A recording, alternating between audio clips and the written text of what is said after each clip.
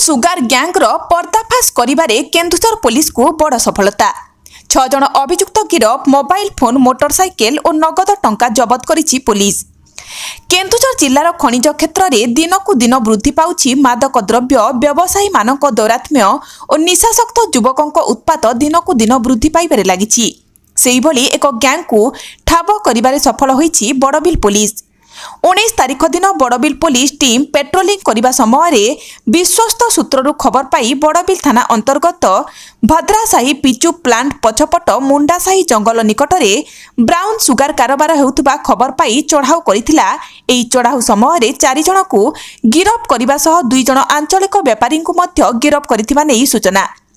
गिरफ अभियुक्त माने हेले शमीम अख्तर, महबूब शेख, जोराज शेख 3 जन पश्चिमबंग मुर्शिदाबाद होइतिबा बेले केन्दुझर जिल्लार बामेबारी थाना अंतर्गत जुरुडी अंचल में रहुतिबा बेले अन्य जणे बड़बिल पौरांचल तथा बड़बिल थाना अंतर्गत बड़बिल बरकत नगरर बासिंदा होइतिबा नै सूचना। एवं 2 आंचलिक विक्रेता हेले मोहम्मद रजीम राजा बामेबारी थाना अंतर्गत बासिंदा और अन्य जणे झारखंड राज्यर शफिकुल शेख होइतिबा नै सूचना। तेबे बड़बिल पुलिस टीम चढ़ाऊ मजिस्ट्रेट जॉनसन किंडों उपस्थिति में अभियुक्त मानक ठारू एक मोटरसाइकेल, गोटे मोबाइल, नगद 50,000 टंका सह 34 ग्राम ब्राउन सुगार जबत करथिबा नै सूचना। केन्दुझर जिल्लार सरोज कुमार महापात्र रिपोर्ट।